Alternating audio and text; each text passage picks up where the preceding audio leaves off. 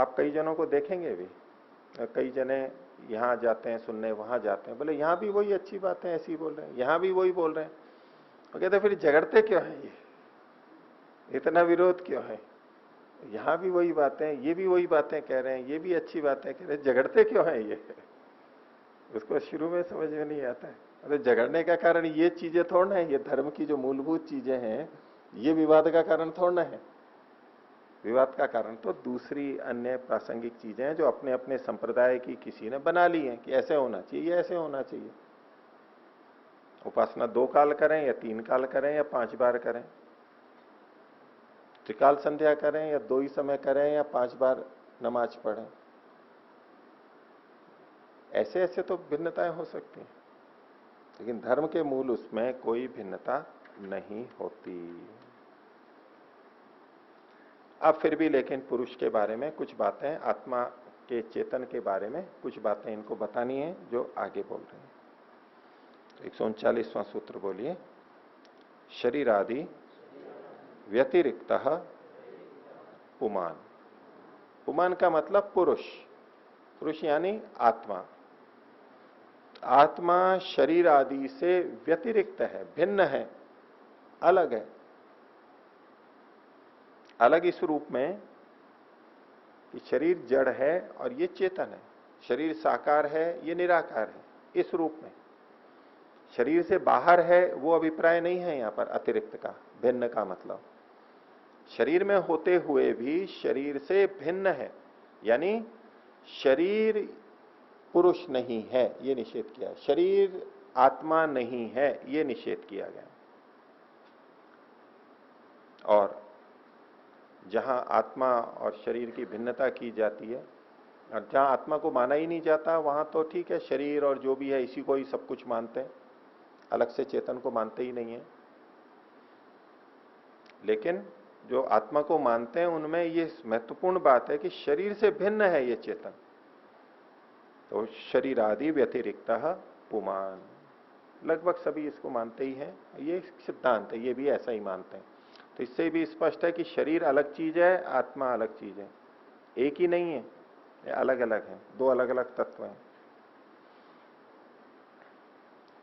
अब इसके लिए कारण बता रहे हैं, क्यों शरीर से भिन्न चेतन पुरुष को मान रहे हैं, शरीर को ही चेतन या पुरुष क्यों नहीं मान लेते?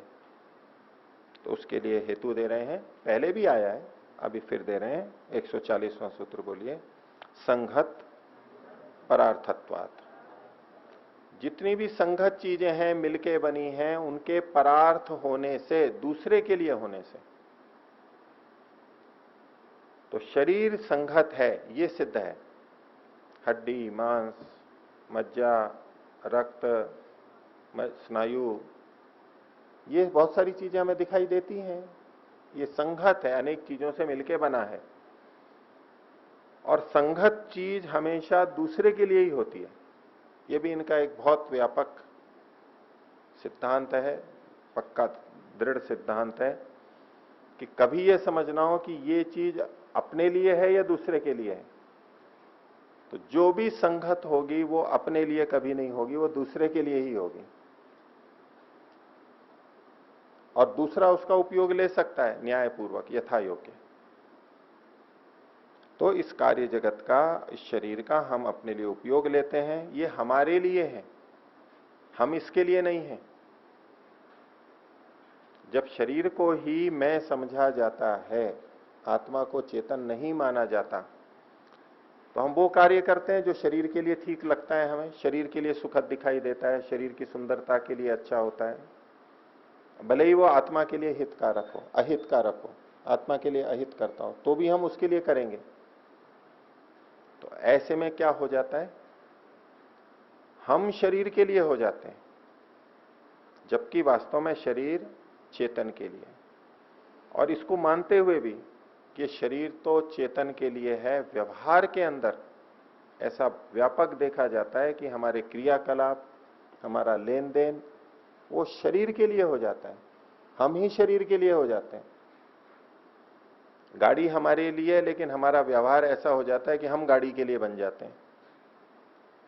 मकान, संपत्ति हमारे लिए है, लेकिन हमारा व्यवहार ऐसा हो जाता है कि हम जैसे इनके लिए हैं, इन्हीं की सार संभाल में पूरा समय अपना लगा देंगे, अपने लिए कोई समय नहीं, इनके लिए समय है, ये अच्छे दिखें, ये अच्छी तरह रहें, इनमें विकार ना हो, इनकी सुरक्षा रहे, इसी के अंदर लग जाते हैं, तो इसके विपरीत हो जाता है। तो चेतन की सिद्धि के लिए भी ये तथ्य है कि संगत चीजें दूसरे के लिए होती हैं, इससे आत्मा की सिद्धि होती है। इसके साथ साथ हमें ये भी प्रेरणा मिलती है कि हम इसके लिए ना बन जाएं, हमें इसका उपयोग अपने लिए करना है, इसको इस तरह से साधना है कि वो हमारे लिए उपयोगी रहे। अपनी हानि करके इसका हित करें, ऐसा कभी नहीं करना है। अपना हित साधते हुए, आत्मा का हित साधते हुए इसका जितना और जैसा हित कर सकते हैं वो करेंगे। और यदि आत्मा का हित सिद्ध करते हुए इस शरीर की हानि हो रही है तो होने देंगे। आत्मा के हित के लिए यदि शरीर की हानि हो रही है तो होने देंगे, उसमें नहीं करेंगे। पीछे दीजिए।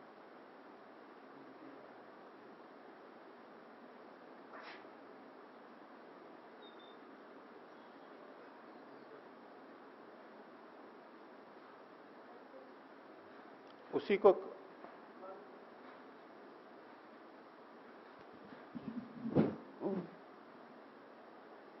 बोलिए। जी आचार्य जी, जैसे अभी ये विषय चल रहा है, आपने बताया कि आत्मा का हित करते हुए यदि शरीर की हानि होती है तो हमें उस समय आत्मा का हित संपादित करना चाहिए। लेकिन बार बार इस बात पर बहुत ज्यादा बल दिया जाता है कि सबसे पहले शरीर का स्वस्थ रहना आवश्यक है, शरीर के लिए ही हमें प्रयास ज्यादा करना चाहिए। तो उन्हें हम किस प्रकार से अपनी बातों को उनके सामने रखें कि उन्हें बुरा भी ना लगे और हम अपनी बात भी उनसे कह दें? उनको उनके उदाहरणों से समझा सकते हैं। अब ये तो ठीक है, शरीर माध्यम खलु धर्म साधनम, जी। धर्म का आदि और सबसे प्रमुख साधन शरीर है। शरीर बिगड़ गया तो कुछ भी नहीं होगा, जीवित रहेंगे तो सब कुछ ठीक है, और जीवित ही नहीं रहेंगे तो कुछ भी नहीं हो पाएगा। ये बात ठीक है। लेकिन फिर भी अब मान लीजिए सौंदर्य प्रसाधन बहुत सारी चीजें आजकल हैं, उपलब्ध हैं, उनसे पूछें कि कोई ऐसा लेप यानी क्रीम आप लगाएं जिससे आपका शरीर तो बहुत सुंदर दिखे, लेकिन उसके लगाने से आपको जलन होती हो, तो आप लगाएंगे या नहीं लगाएंगे? शरीर तो सुंदर दिख रहा है, बहुत सुंदर दिख रहा है, चमकदार दिख रहा है, ललाई दिए हुए दिख रहा है, लेकिन उससे आपको जलन हो रही है, और उसको हटाने के बाद भी उसको लगाए लगाए बेचैनी होती है, फिर हटाने के बाद भी उसको बहुत प्रयास करके हटाना पड़ता है, और उसको हटाने के बाद चमड़ी रूखी रूखी हो जाती है, फटी फटी हो जाती है, ये सब हानियां हो रही हैं। तो आप उसको करेंगे, करना चाहिए या नहीं करना चाहिए? जी। तो वो ही क्या उत्तर देंगे? हाँ, बिल्कुल यही उत्तर देंगे कि नहीं करना चाहिए। नहीं करना चाहिए। जी। मकान है हमारा, उसको सुंदर दिखना चाहिए, अपनी जगह ये बात ठीक है, लेकिन ऐसा रंग लगा दिया जिससे किसी व्यक्ति को एलर्जी हो, तो मकान तो सुंदर दिख रहा है, लेकिन उसमें रहने से उसको बहुत खांसी हो रही है, जुकाम हो रहा है, छींकें आ रही हैं, ऐसी उसको समस्या हो रही है। तो अब क्या करना चाहिए? मकान की सुंदरता का ध्यान देना चाहिए या अपने स्वास्थ्य का ध्यान देना चाहिए? स्वास्थ्य का ध्यान देना स्वास्थ्य का चाहिए। ध्यान देना चाहिए। जी। बस इन ऐसे उदाहरणों से जिसको वो समझते हैं, उसके आधार पर हम मूल सिद्धांत ये बताएंगे कि भाई अपनी हानि होती हो तो हम इनकी सुंदरता के लिए अपनी हानि नहीं करेंगे, ये कोई बुद्धिमानी नहीं है। बस ऐसे ही अब ये शरीर और शरीर से भिन्न चेतन तो अलग आत्मा है। तो यदि हम चोरी करके पैसा कमाएंगे, शरीर का पोषण लेंगे, तो उससे आत्मा की हानि है। झूठ बोलेंगे, उससे आत्मा की हानि है, अधर्म हो रहा है। अब शरीर भले ही अच्छा दिख रहा हो, लोग भले ही उसको संपन्न कहें, पद प्रतिष्ठा कहें, तो इसमें भी बुद्धिमानी नहीं है कि हम अपनी हानि करें। इसी तरह के कुछ उदाहरण दिए जा सकते हैं। बोलिए। इतने कहने मात्र से संतुष्टि उनकी होती नहीं है और उन्हें ये बुरा लगने लग जाता है कि ये हमारी बात को महत्व नहीं दे रहे हैं। इतना कहने मात्र से उनकी बात को आप महत्व नहीं दे रही हैं, जी, ऐसा उन्हें लगने लगता है। छोड़ दीजिए। आप क्यों आग्रह करते हैं कि उनको समझाना ही है? आपको समझ में आ रही है बात? जी, पर्याप्त है। धन्यवाद। पर्याप्त है, अपनी मुक्ति के लिए तो पर्याप्त है। हाँ, अपनी मुक्ति करते हुए जितना हम दूसरों को बता सकते हैं, सिखा सकते हैं, वो बताते हैं। अब दूसरा स्वीकार ही नहीं करता हो बिल्कुल भी, तो छोड़ना ही ठीक है। जो स्वीकार करते हैं उनको करेंगे, उनको बता देंगे। हम क्यों ऐसा आग्रह करें कि वो माने ही, अभी ही माने? ठीक है, हमने बता दिया, हमारे इष्ट मित्र थे, परिवार वाले थे, हम उनका हित चाहते हैं, हमने बता दिया प्रेम पूर्वक। और बताया प्रेम पूर्वक तो प्राय स्वीकार भी कर लेते हैं, और नहीं भी स्वीकार किया तो कोई बात नहीं। लेकिन हमारा आग्रह बन जाता है कि नहीं, जब ये गलत है तो छोड़ो इसको।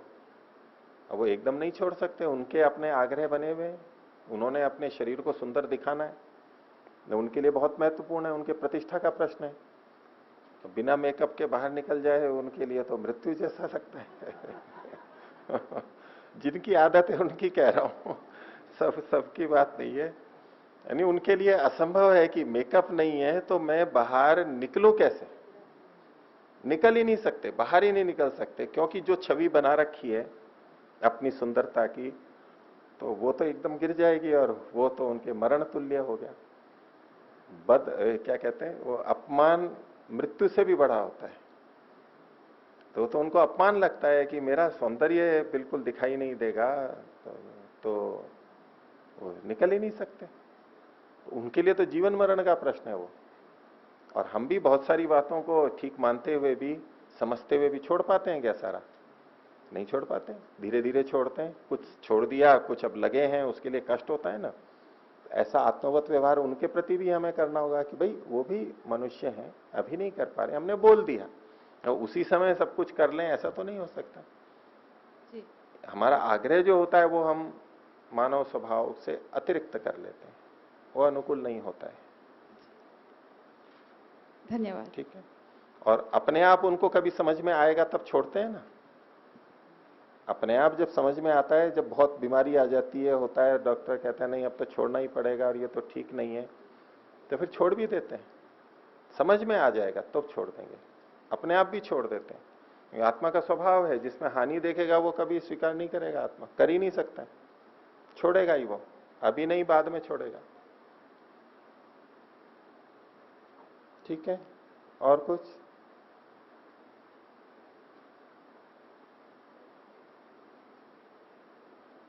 आप में से कईयों को कहा जाए जो बाल काले करते हैं, क्या क्या विचार है? आप में से कई करते होंगे ना, छोड़ तो देखो कितना विचित्र लगेगा। ऐसे उनको भी लगता है, बहुत कठिन होता है, जब आदत पड़ जाती है तो बहुत कठिन होता है। ठीक है, आगे देखिए। तो 140वें सूत्र में कहा संघत परार्थत्व, जो संगत है वो दूसरे के लिए होता है। ये बात हमें समझ में आ जाए, जो भी चीज है संगत वो दूसरे के लिए है, उसके लिए हम नहीं है, ये हमारे लिए है, ये हमें बोध रहे। यही बात इंद्रियों के लिए आएगी कि इंद्रियां हमारे लिए हैं, इसलिए हम अपने अनुकूल उनको चलाएंगे। और अब इसके लिए पुष्टि के लिए कह रहे हैं कि शरीर आदि से पृथक, यानी जड़ प्रकृति से अलग चेतन है। इसके लिए 141वां सूत्र बोलिए, त्रिगुण आदि विपर्ययात। ये जो त्रिगुण है, सत्वर स्तंभ और इनके जो धर्म हैं, उनसे विपर्ययात, भिन्न होने के कारण से, ये जो सत्वर स्तंभ है, जड़ हैं, इनसे भिन्न है चेतन। चेतन में अपने आप में ये धर्म नहीं है जो सत्वर स्तंभ में गुण है। सत्व गुण में प्रकाश है, आत्मा में अपना प्रकाश नहीं है। सूर्य का जो प्रकाश हमें दिख रहा है, अग्नि में जो प्रकाश दिखता है, ये सत्व गुण के कारण से है। तो ये धर्म आत्मा में नहीं है, आत्मा में प्रकाश नहीं है। रजगुण में, रजोगुण में क्रिया है, आत्मा में अपने आप में क्रिया नहीं है। तमोगुण में स्थिरता है, जड़त्व है, आत्मा में ऐसा जड़त्व नहीं है। इन त्रिगुणों से विपर्य भिन्न गुण वाला है, ये भिन्न प्रकार का है, इसलिए ये शरीर आदि से भिन्न है। अब कई व्यक्ति ध्यान कराते हैं तो आत्मा का दर्शन किस रूप में कराते हैं? ये आत्मा का प्रकाश के रूप में। ये थोड़ा प्रकाश दिखने लग रहा है, यानी आत्मा की अनुभूति हो रही है या परमात्मा की अनुभूति होती है। वो प्रकाश के रूप में ही देखते हैं। कोई दीपक के रूप में देखता है, कोई लाल लाल गोले के रूप में देखता है, कोई चमकते हुए सूर्य की तरह से देखता है। ऐसे प्रकाश के रूप में चेतन को देखना बहुत व्यापक है, लोग ऐसे ही बताते हैं। लेकिन ये जितना प्रकाश है, ये प्रकृति का गुण है, सत्व का गुण है। ये आत्मा का, पुरुष का, चेतन का गुण नहीं है। अब सूर्य तप रहा है, सूर्य का जो प्रकाश है, इतनी ऊर्जा निकल रही है, ये प्रकाश किसका है? ये प्रकृति का प्रकाश है, ये परमात्मा का प्रकाश नहीं है। हम बहुत बार ईश्वर की प्रशंसा में, परमात्मा की प्रशंसा में ये कहते हैं कि उसी ने सूर्य में प्रकाश डाला है, उसी का प्रकाश है जो सूर्य से हमारे तक आ रहा है। ऐसे वचन आपको मिलेंगे, ऐसा बोला जाता है, ऐसे वचन शास्त्रों में भी मिल जाते हैं। और इनको सुन सुन करके हमारे मन में क्या बैठ जाता है? जैसे परमात्मा ने अपने प्रकाश को इसमें डाला है और अब सूर्य में से वो प्रकाश निकल करके आ रहा है।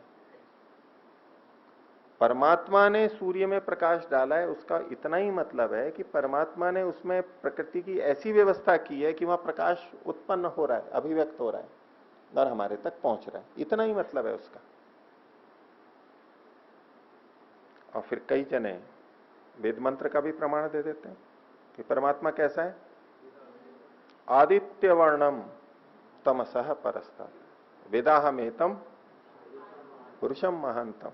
महान पुरुष को मैं जानता हूं, जिसने प्रत्यक्ष किया है वो बोल रहा है कि वो आदित्य के जैसे वर्ण वाला है, रंग वाला है। तो आदित्य का कैसा रंग होता है?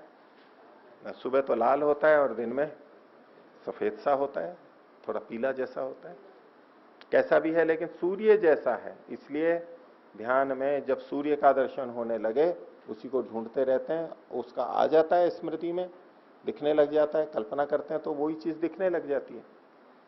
जैसी हम कल्पना करते हैं, मस्तिष्क पर आरोप करते हैं, वो चीजें दिखने लग जाती हैं सामने, बिल्कुल ऐसे जैसे प्रत्यक्ष हो, सामने ना होते हुए भी वही दिखने लग जाता है। दिखता अंदर है, वैसे भी हम अंदर ही देखते हैं, लेकिन जो विचार होते हैं उसको हम आरोपित कर देते हैं अपने मस्तिष्क पर, और फिर उसको वही दिखने लग जाता है, बाहर वो ना होते हुए भी। अब जैसे किसी ने कहा गणेश जी की प्रतिमा दूध पी रही है, वो मन में बैठ गया। अब वहां पर गए और मन में तो वो बैठा हुआ है, तो वहां भी वही दिखाई देगा कि ये पी रही है। नहीं, मैं खुद देख रहा हूं कि वो पी रही है प्रतिमा दूध, दिख यहां रहा है, अपने विचारों में आरोपित कर लेते हैं, इल्यूजन होता है। तो ऐसे आदित्य वर्ण के लिए भी कर लेते हैं, और ऐसे और भी कई वचन मिलते हैं हमारे यहां। तो ये जो आदित्य वर्णम है, इसका मतलब ये होता है कि वो प्रकाशमान है, सूर्य के समान अपने को प्रकाशित करता है, ज्ञान से प्रकाशित करता है, इन कार्य वस्तुओं से अपने को प्रकट करता है, इन कार्य वस्तुओं को देख के परमात्मा का पता लगता है, और इतना ही मतलब है। पुस्तक प्रकाशित होती है ना, एक पुस्तक कितनी बार प्रकाशित हो चुकी? 2 बार, 5 बार, इतनी आवृत्ति हो गई। तो पुस्तक प्रकाशित होती है मतलब कैसे? जैसे बल्ब जलता है ऐसे, जैसे ट्यूबलाइट जलती है ऐसे पुस्तक प्रकाशित होती है क्या? जब करती है कुछ, उसमें से प्रकाश निकलता है क्या?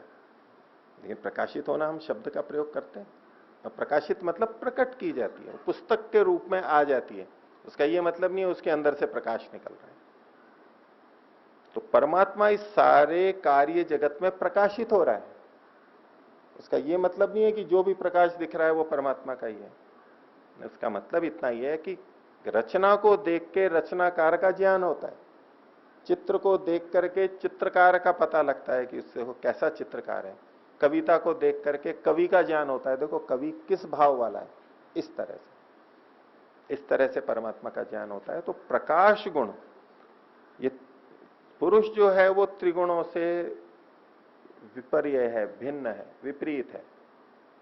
आत्मा भी और परमात्मा भी, पुरुष, ये धर्म उसके अंतर्गत नहीं है। इसी तरह से क्रिया का भी हम बोल देते हैं कि ये सारी क्रियाएं हो रही हैं, परमात्मा करवा रहा है, तो परमात्मा इनको चला रहा है। ये जड़ प्रकृतियां जो इतनी तेजी से घूम रही हैं, सूर्य चंद्र आदि, ये सब कौन चला रहा है? परमात्मा। यानी परमात्मा ने जैसे अपने अंदर से गति दे करके इनको चलाया है, हम ऐसा समझ लेते हैं। इन जड़ तत्वों की अपनी गति है, रजोगुण की अपनी गति है, क्रिया है। परमात्मा ने इनको केवल व्यवस्थित किया है, उचित ढंग से किया है कि वो आत्माओं के लिए हितकारी हो जाए, इतना ही उसका कार्य, व्यवस्था करना। क्रिया इनकी अपनी है। तो यहां इस सूत्र में कहा है 141वें में, त्रिगुणादि विपर्यात। तो सत्वर स्तंभ जो 3 गुण हैं, इनके जो धर्म हैं, जड़त्व आदि और ये चीजें, इनसे विपर्य यानी भिन्न होने के कारण से भी पुरुष की सिद्धि होती है। आत्मा में ये धर्म नहीं है, वो इनसे त्रिगुणों से भिन्न है, वो त्रिगुणातीत है, त्रिगुणों से परे है।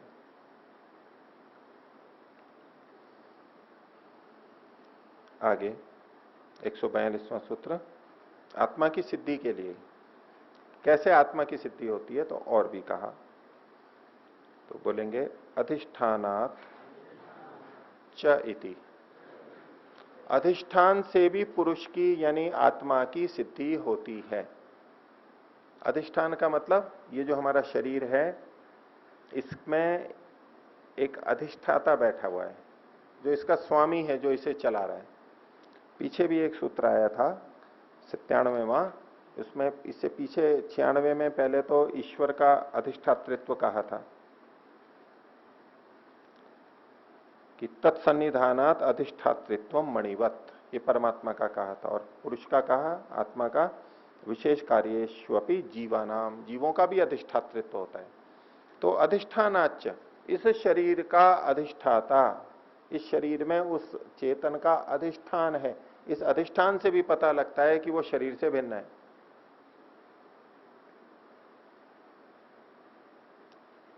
तो शरीर से भिन्न आत्मा, तो शरीर की दृष्टि से अधिष्ठान लेंगे तो जीवात्मा, और इस समस्त कार्य जगत की दृष्टि से देखेंगे तो परमात्मा। तो उसका भी कोई अधिष्ठाता है, तो वो अधिष्ठाता अधिष्ठान से भिन्न होता है। अधिष्ठाता अधिष्ठान से भिन्न होता है। शरीर अधिष्ठान है और आत्मा अधिष्ठाता है, उससे भिन्न है। ऐसे ही कार्य जगत और परमात्मा का विशेष रूप से यहां पर आत्मा के संदर्भ में कहा जा रहा है। तो अधिष्ठान से भी पता लगता है कि ये शरीर आदि से भिन्न है, शरीर उसका अधिष्ठान है और वो अधिष्ठाता है। आगे 143वां सूत्र, बोलिए भोक्तृभावात, भोक्तृभाव के कारण, भोक्तृभाव का मतलब है भोक्तापन, भोक्तृ मतलब भोक्ता, भोगने वाला, भोगने वाला भाव होने से, भोगने वाला जो है वो, क्योंकि शरीर तो भोगता नहीं है, और शरीर से भिन्न जो भोगने वाला है वो शरीर से भिन्न है। जो पीछे बात आई थी चिदवसानो भोगा, उसी तरह की बात को यहां पर भी कह रहे हैं। चूंकि चेतन में भोक्ता भाव है, जड़ में भोक्ता भाव नहीं है, इससे भी पता लगता है कि जड़ से, शरीर से चेतन पुरुष आत्मा भिन्न है। तो भोक्तृभावात, आत्मा को भोक्ता स्वीकार करते हैं। आगे 144वां सूत्र, बोलिए कैवल्यार्थम प्रवृत्तेश्च, कैवल्य के लिए प्रवृत्ति के देखे जाने से भी, कैवल्य का मतलब मुक्ति, प्रकृति के संपर्क से भिन्न हो जाना, यह है केवल कैवल्य। अभी है प्रकृति से जुड़ा हुआ, अकेला नहीं है, पुरुष आत्मा अभी अकेला नहीं है, प्रकृति के साथ में है। और जब प्रकृति के बंधन से छूट जाता है तो इस प्रकृति से भिन्न हो जाता है, वो अकेला हो जाता है। केवल, केवल मतलब अकेला। और इसीलिए मुक्ति को कैवल्य कहते हैं।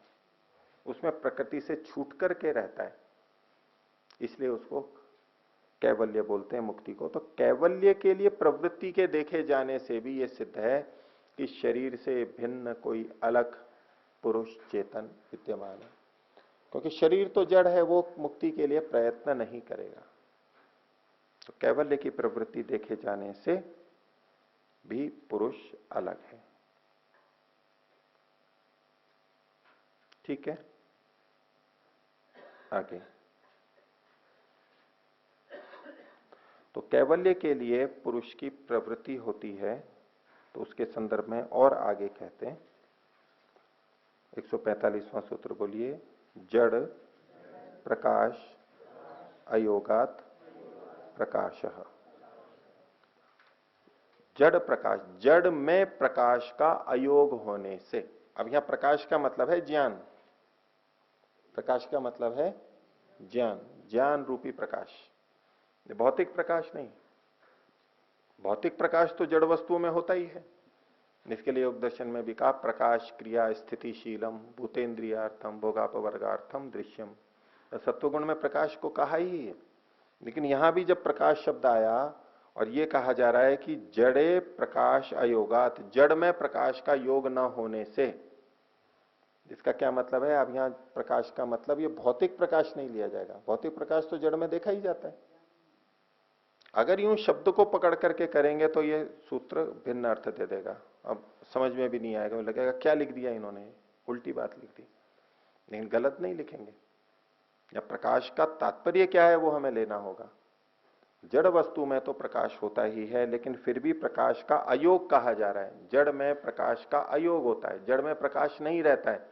इसका मतलब है ज्ञान नहीं रहता है, जड़ में ज्ञान नहीं रहता है। इसलिए उससे भिन्न ये जो चेतन है ये प्रकाश है, प्रकाश स्वरूप है, यानी ज्ञान स्वरूप है। परमात्मा प्रकाश स्वरूप है, स्वयं प्रकाश स्वरूप है, यानी स्वयं ज्ञानवान है। आत्मा भी प्रकाश स्वरूप है, वो साधनों से ज्ञान को प्राप्त करता है या ईश्वर की सहायता से प्राप्त करता है।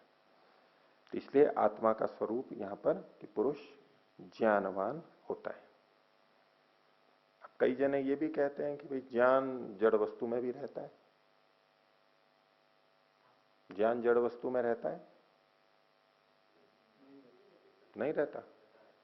रहता है ना, किताब में ज्ञान रहता है। अभी उस दिन भी बात चली थी,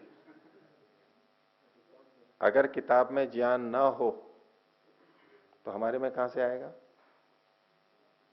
ठीक है, उस दिन की बात ठीक है, वो उतने तक मैं एक अलग बात बोल रहा हूं अभी, कि सूचना के रूप में वो ज्ञान हम कहते हैं वो एक अलग हो गया। कंप्यूटर में, लैपटॉप में, हार्ड डिस्क में, पुस्तक में, वो एक सूचना छाप है। लेकिन अभी मैं ज्ञान की बात कर रहा हूं। ज्ञान मतलब वो अनुभूति की बात है। ज्ञान जो होता है वो अनुभूति वाला ज्ञान जो है, बोध वाला ज्ञान है, मैं उसकी बात कर रहा हूं। वो जड़ में भी रहता है। मैं सिद्ध करूं आपको? वो जो बोलते हैं उनकी बात पे रख रहा हूं आपके सामने, आप उत्तर दीजिए उसका। हमारे को वस्तु को देख के ज्ञान होता है या नहीं? होता है ना। किसी भी वस्तु को देखा, इस घड़ी को देखा, इसको देख करके ज्ञान हुआ। जब तक इसको नहीं देख रहे थे तब तक ज्ञान था क्या? नहीं था। तो ज्ञान कहां से आया? इसको देखने से आया ना। ठीक है, अभी मेरी बात पूरी हो जाए, बोलिएगा जरूर, अपने तर्क रखिएगा। देखने से ज्ञान आया ना। ठीक है, तो भाई पहले ज्ञान था नहीं और अब ज्ञान आया, तो ये ज्ञान नैमित्तिक हुआ या स्वाभाविक हुआ? नैमित्तिक हुआ ना। अग्नि पे रखने से पानी गर्म हुआ, तो पहले तो गर्म नहीं था, बाद में गर्म हुआ, तो वो निमित्त से आया। तो वो अग्नि में उष्णता पहले कहां थी? अग्नि में थी, अग्नि से ही तो पानी में आई।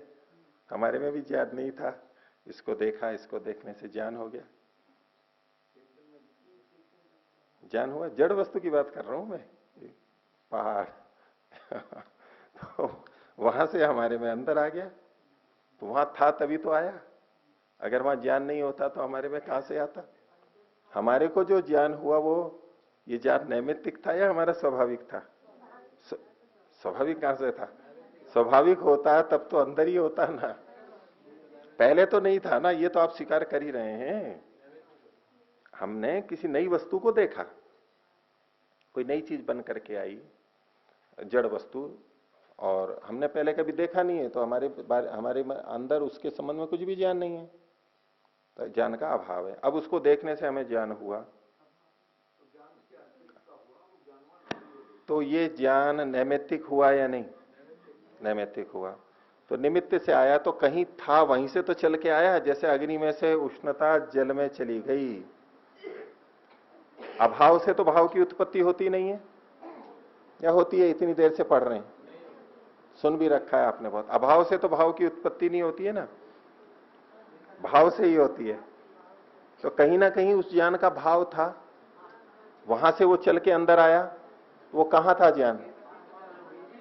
वो ज्ञान कहां था? उस वस्तु में ही तो था। इससे सिद्ध होता है कि जड़ वस्तु में भी ज्ञान होता है। ठीक है। ऐसे नहीं, एक एक करके बोलेंगे। मैंने तो एक पक्ष रखा है, एक तर्क रखा है, युक्ति रखी है। तो वो लोग मानते हैं कि भाई अगर जड़ वस्तु में ज्ञान नहीं होता तो हमारे में ज्ञान आ ही नहीं सकता था, क्योंकि अभाव से भाव की उत्पत्ति नहीं होती है। इसका उत्तर दीजिए। अगर स्वाभाविक ज्ञान आत्मा में नहीं होता तो उसको ग्रहण ही नहीं कर सकता था नैमित्तिक ज्ञान। वो बात मानी, ये आप दूसरी बात कह रहे हैं। स्वाभाविक ज्ञान कुछ ना कुछ था, लेकिन उस वस्तु का ज्ञान तो नहीं था। बात उस वस्तु के ज्ञान की चल रही है। आप स्वाभाविक ज्ञान को लेके आ रहे हैं, वो तो अलग बात है। स्वाभाविक ज्ञान भले ही हो, वो कोई और था, वो नई वस्तु आई है, पहली बार हमने देखी है, उसका ज्ञान हमारे को हुआ है। इसका मतलब वो उसका ज्ञान तो पहले नहीं था हमारे को। तो वो ज्ञान कहां से आया? कहीं ना कहीं तो था, वहां से आया। अभाव से तो भाव की उत्पत्ति होती नहीं है। बोलिए। जिस घड़ी की चर्चा कर रहे हैं तो उस घड़ी को अपना स्वतः ज्ञान तो है नहीं, तो ये हमें कैसे ज्ञान दे देगी? ये प्रसंग से बाहर की बात है। ये कह रहे हैं कि घड़ी को अपना ज्ञान नहीं है, तो ये तो कोई बात ही नहीं चल रही थी कि घड़ी को अपना ज्ञान है या नहीं है। हमारी तो बात ये चल रही थी कि घड़ी में ज्ञान है या नहीं है। घड़ी में ज्ञान है तभी तो आया हमारे पास तक, नहीं तो अभाव से भाव की उत्पत्ति का दोष आ जाएगा, ये ध्यान रखना। अगर आप यूं कहते हैं कि नहीं, घड़ी में भी ज्ञान नहीं था, वस्तु में भी ज्ञान नहीं था, हमारे को भी नहीं पता था, बस वो तो आ गया। तो कहां से आ गया वो? जो ज्ञान कर रही है ईश्वर भक्त हैं तो कह सकते हैं ईश्वर ने प्रदान किया, कह सकते हैं। बोलिए। जो ज्ञान कर रही है वो चेतन कर रही है ना, जड़ तो कुछ नहीं कर रही है। ये बात बिल्कुल ठीक है, इसमें कोई विवाद ही नहीं है। चेतन तो ज्ञान करेगी। ज्ञान का अनुभव, इस घड़ी का या वस्तु का जो बोध हुआ, वो तो अगर बच्चे दिखाओगे टाइम थोड़ी बताएगा जी, वो वैसे ही तो जान कर सकता है कि हाँ, वो फेंक देगा। बच्चे को तो फेंक देगा। नहीं, बच्चे को समय का भले ही पता ना लग रहा हो, पर आप उससे फिकवा भी रहे हो तो उसको ये पता है ना कोई चीज मेरे हाथ में है, इतना तो ज्ञान हो रहा है ना। ज्ञान तो चेतन को ही होगी, जड़ को तो होगी नहीं। तो इसका तो कोई निषेध ही नहीं है, लेकिन चेतन को जो ज्ञान हुआ, ये ज्ञान आया कहां से? आया कहां से? अभाव से उत्पन्न हो गया। आत्मा में नहीं था ये ज्ञान, ये आप लोग सब कह रहे हैं भाई पहले ज्ञान नहीं था, ये आप स्वीकार कर रहे हैं ना, ये तो इसका कोई खंडन थोड़ा ना कर रहा है। या तो आप यूं कहो कि नहीं, सारा ज्ञान अंदर पहले से है, सब ज्ञान अंदर है पहले से, तो अंदर तो नहीं है। अब उत्पन्न हुआ है तो गुण आया है, तो कहीं ना कहीं से तो आया होगा। वो कहां से आया? अब वो वस्तु है, वहीं से आएगा। नहीं, इंद्रियों के माध्यम से आया, ये प्रश्न नहीं है कि किसके माध्यम से आया। इंद्रियों में भी कहां से आया? अब जैसे कोई रूपवान वस्तु है, अब ये काला रंग क्या घड़ी है, इसमें काला रंग वहां था ना, इंद्रियों के माध्यम से आया, लेकिन यहां वो था ना। इसमें स्पर्श है, रूप है। तो जैसे हम अन्य गुणों के लिए कहते हैं कि वो वहां था और इंद्रियों के माध्यम से, मन के माध्यम से आत्मा तक पहुंचा उसको, तो ऐसे ही जब हमें इसका ज्ञान हो रहा है तो ज्ञान भी यहां होना चाहिए। नहीं, जबरदस्ती तो हो गई, तो उस जबरदस्ती को आप हटाओ ना। मैं तो कह ही रहा हूं ये तो खंडन करने योग्य है, लेकिन ऐसे ऐसे तर्क रखते हैं कि जड़ वस्तु में भी ज्ञान प्रकाश होता है, लेकिन ये सूत्र क्या कह रहा है? जड़ में प्रकाश का अयोग है। जड़ में प्रकाश ज्ञान नहीं रहता है। जो सूचना रहती है वो संकेत रहते हैं। ये शब्द हैं, ये अपने आप में ज्ञान नहीं है, ये तो संकेत हैं। बाकी सब जगह जहां भी हमें लगता है कि इसमें ज्ञान भरा पड़ा है, इंटरनेट में ज्ञान है, इसमें इसमें, वो केवल सूचना है, वो ज्ञान नहीं है। ज्ञान यानी बोध, प्रकाश, वो केवल चेतन में होगा। तो कहा जड़ में प्रकाश का अयोग होने से, और जो कि ये जड़ से भिन्न है चेतन, तो ये ही प्रकाश वाला है, ये ही ज्ञाता है। ज्ञान गुण इसी में रहता है, जड़ में ज्ञान नहीं रहता है। ठीक है, बोलिए।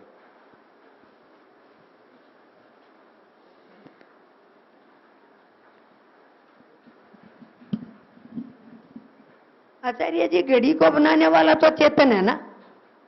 कौन मना कर रहा है? तो जो चेतन में ज्ञान है, आत्मा में, घड़ी को चेतन ने बनाया है, बना दिया। और वही फिर उसको ही देख कर फिर और ज्ञान हो गया।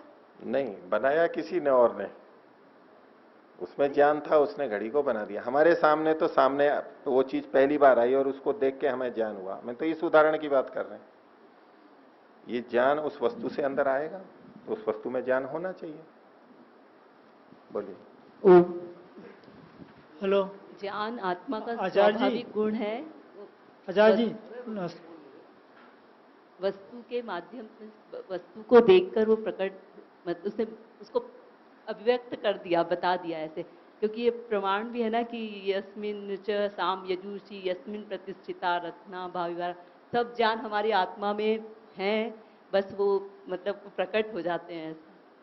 ठीक है, ये इस बात को रख रही हैं, यस्मिन ऋचः साम यजुंषी यस्मिन प्रतिष्ठिता रत्ना भाविवारा। मन में ही ऋग्वेद, यजुर्वेद, सामवेद, सारे वेद मन में पहले से हैं। सारा ज्ञान हमारे अंदर पहले से है। ठीक है, वेद मंत्र का भी प्रमाण इन्होंने दे दिया। इसलिए सारे वेद तो अंदर हैं ही, हमारे को पढ़ने की जरूरत नहीं है, समझने की जरूरत नहीं है। तो उसमें ये लोग उत्तर दे देते हैं, ये भी ऐसा ही बोलेंगे कि ज्ञान तो अंदर है, लेकिन पढ़ने से वो प्रकट हो जाता है। अंदर तो पहले से है, ज्ञान तो अंदर ही है पहले से, लेकिन प्रकट हो जाता है उस वस्तु के सामने आने से। तो कैसे सिद्ध करेंगे कि पहले से अंदर था और बाहर से प्रकट हुआ है? तो जो वेद मंत्र है उसका तात्पर्य क्या है कि जिसमें ऋग, यजु, साम यानी ज्ञान, कर्म, उपासना तीनों रह सकते हैं, रहते हैं मतलब सारे जमा हैं, ऐसा तात्पर्य नहीं है वो। नहीं तो फिर ज्ञान की जरूरत नहीं है। मन के अंदर जैसे आदि सृष्टि में 4 ऋषियों के अंतःकरण में वेद का ज्ञान दिया गया, उनके अंदर ज्ञान था, ऐसे ही हमारे अंदर भी स्वीकार करना होगा, फिर तो कुछ पढ़ने की जरूरत नहीं है। उस वेद मंत्र का मतलब है कि आत्मा में ये सारा, मन में ये सारा ज्ञान आ सकता है। मन की ऐसी सामर्थ्य है, परमात्मा ने मन को ऐसा बना के दिया है कि उसमें इन वेदों का ज्ञान आ सकता है। परमात्मा ने वेद का ज्ञान दिया तो वेद को जानने की सामर्थ्य भी तो दी है। इसका केवल इतना ही अर्थ है, पहले से अंदर विद्यमान नहीं है। मुनि जी। ओम। आचार्य जी, किसी को जानने के लिए 3 कारणों की आवश्यकता होती है, निमित्त कारण, उपादान कारण और साधारण कारण। तो इनसे ही हम सत्य और असत्य को जान सकते हैं।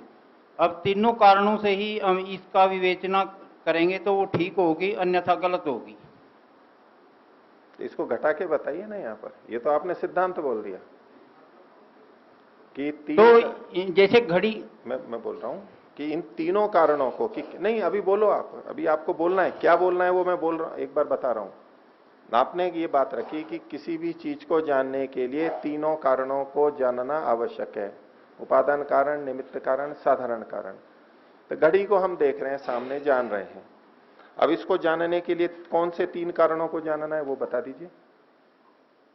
इस घड़ी का कोई ना कोई निमित्त है। वो क्या है वो बताइए आप। इसका निमित्त जो इसको बनाने वाला कारीगर है जिसने इसको बनाया है, और उसके जो घड़ी को देखकर उसका ये पता लगता है कि इसमें ऐसी ऐसी कला कौशल कारीगरी और ये इस तरह का जो ज्ञान है।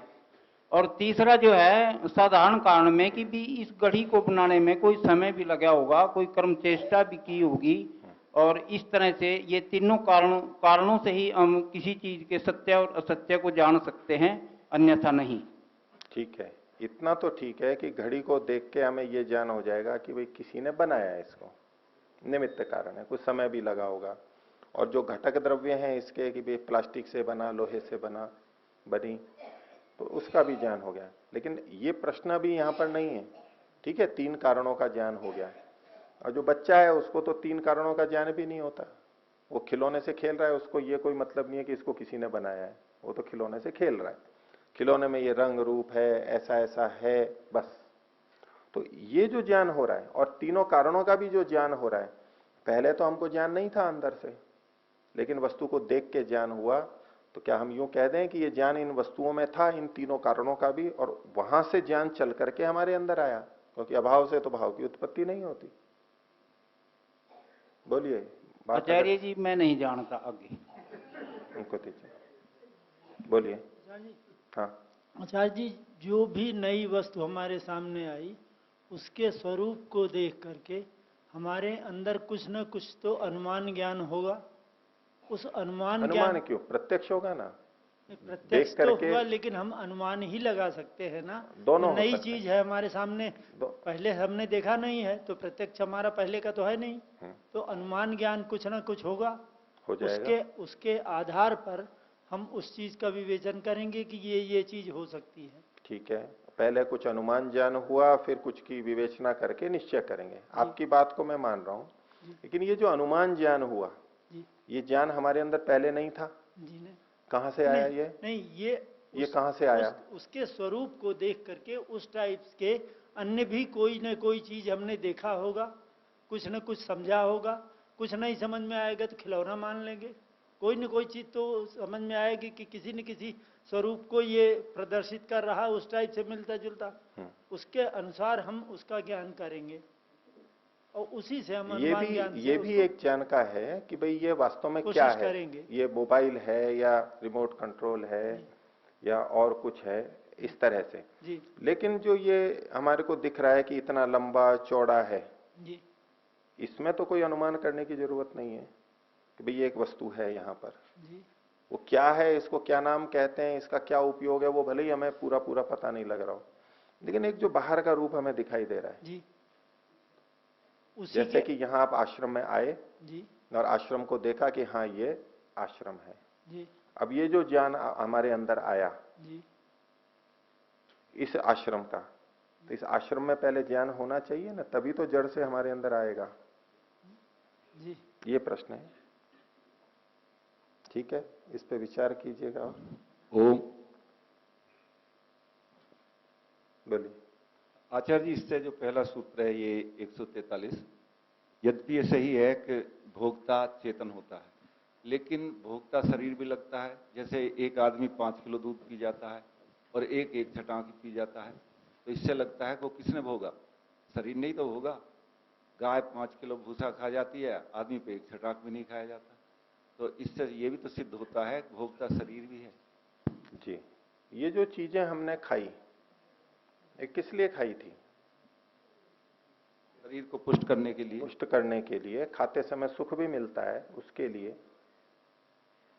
इसलिए भी तो भोजन करते हैं ना जी। प्रथम दृष्टया तो हम सुख के लिए ही भोजन करते हैं, अब उससे पोषण भी हो जाता है, ये अलग बात है। नहीं, आत्मा तो सब समान है।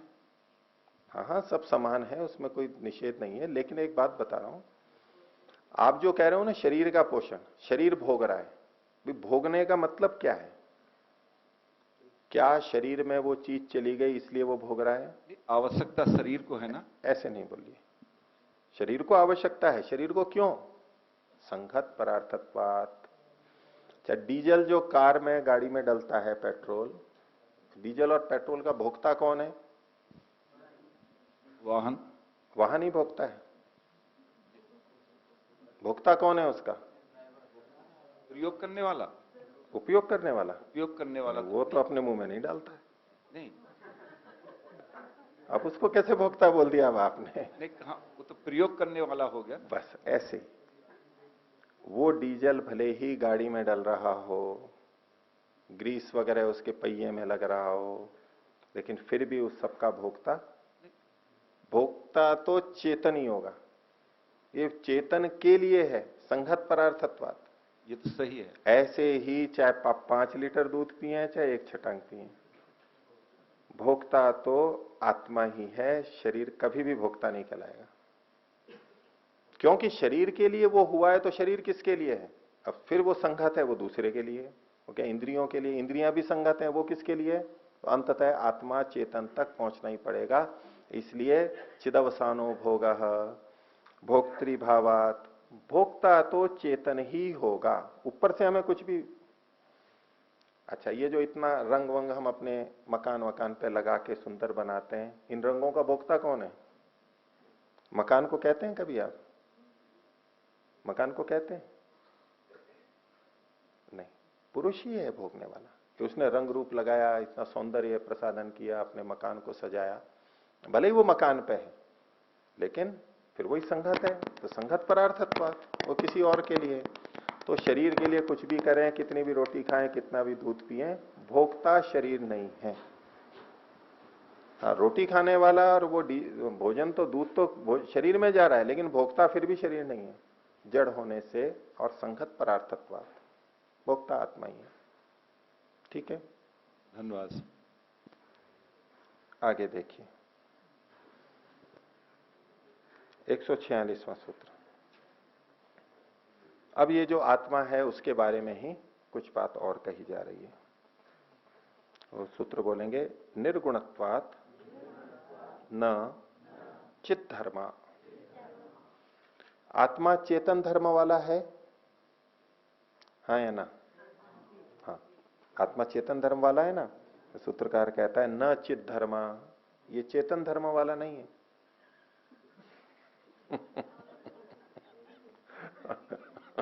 तो क्या है फिर? जड़ है, जड़ है। तो कहा कि भाई, इनका कहना है कि ये चेतन है, ये स्वयं चेतन है।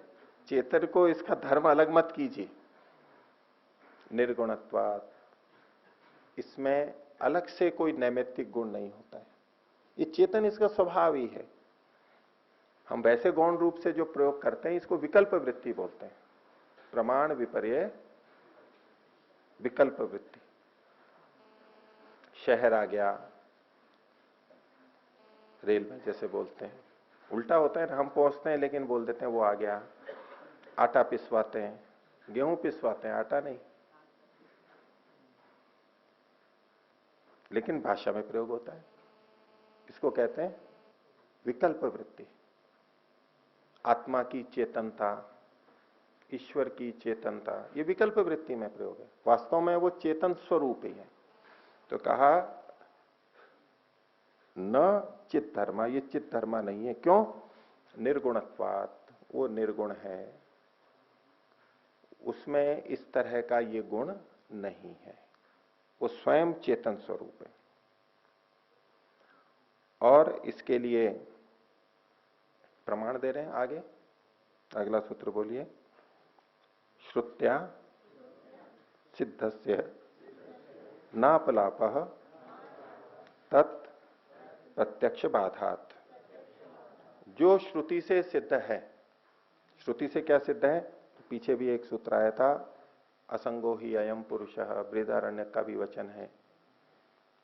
ये पुरुष असंग है और उसी को निर्गुण भी कहा गया था। तो श्रुति से जो सिद्ध है उसका अपलाप यानी खंडन हम नहीं कर सकते, उसको मानना होता है। क्यों?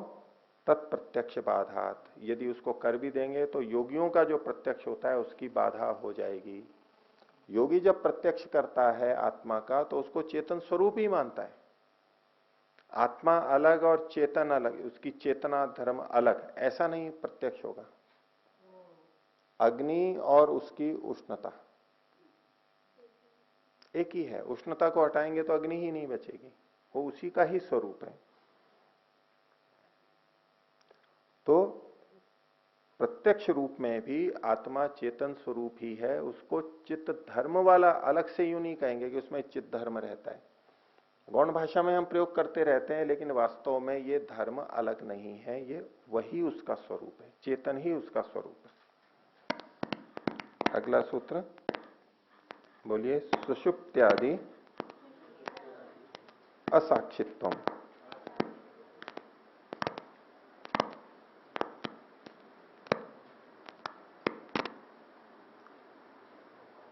इसमें बीच में से लगा देते हैं, सुषुप्त्याद्यस्य साक्षित्वम, कि शरीर में जो सुषुप्ति आदि होती है, ये मन शरीर के अंदर ही सुषुप्ति निद्रा आदि होती है, आत्मा में नहीं होती है, शरीर में होती है। लेकिन इसका साक्षी कौन होता है? वो आत्मा होता है। तो कई बार जैसे भोजन के लिए ये पूछ रहे थे, ऐसे कई जने पूछते हैं कि सोता कौन है, शरीर सोता है या आत्मा सोता है? मैंने कहा शरीर सोता है, शरीर तो जड़ है। बोले आत्मा सोता है, तो आत्मा क्या सोता है? वो तो चेतन है। तो वैसे ये घटता है शरीर में, मन में, कि जब हमारा मन शरीर से पृथक हो जाता है, इंद्रियों से पृथक हो जाता है, ये शरीर सो जाता है। लेकिन इसका साक्षी कौन है? इसका साक्षी तो आत्मा है, वो चेतन है। तो ये सुषुप्ति आदि जो है उसका साक्षी वो आत्मा है। और ये आत्मा कितने हैं, पुरुष कितने हैं? अगला सूत्र देखिए, बोलिए, जन्मादि व्यवस्थातः पुरुष बहुत्वम। आत्मा बहुत है, उसका बहुत्व है। कई जने ये मानते हैं कि एक ही आत्मा है सब में, जो आत्मा आप में है वही मेरे में है, सब एक ही आत्मा है। वास्तव में अलग अलग आत्माएं नहीं है, ऐसा बहुत लोग मानते हैं। तो सांख्य दर्शन का, वैदिक धर्म का सिद्धांत क्या है कि पुरुष का बहुत्व है, बहुत अधिक है। ये चेतन आत्मा बहुत है, कितने हैं ये नहीं कह रहे, लेकिन बहुत है, एक नहीं है। कैसे पता लगता है? जन्म आदि व्यवस्थातः, जन्म आदि की व्यवस्था को देख के। क्या व्यवस्था है? कि कोई जन्म ले रहा है, कोई मर रहा है, कोई बच्चा है, कोई युवा है, कोई वृद्ध है, कोई सुखी है, कोई दुखी है। यदि एक ही होता तो या तो एक साथ सबका सारे का जन्म होता। अब एक ही है और वो कहीं तो जन्म ले रहा है और कहीं मृत्यु को प्राप्त हो रहा है, कहीं जीवन जी रहा है, ऐसा नहीं हो सकता। तो किसी का जन्म हो रहा है, किसी की मृत्यु हो रही है, इसका मतलब है ये अलग अलग हैं, बहुत्व हैं। तो जन्मादि व्यवस्थातः पुरुष बहुत्वम, पुरुष को, चेतन को ये बहुत यानी अनेक मानते हैं। तो आज इतना ही रखते हैं पाठ, ठीक है? प्रणव।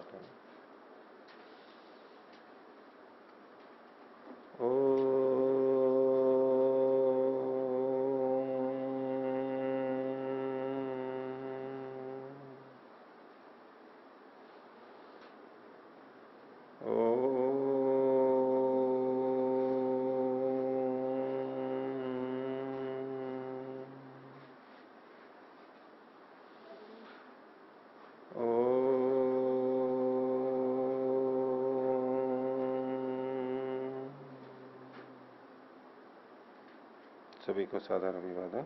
ओम शांति।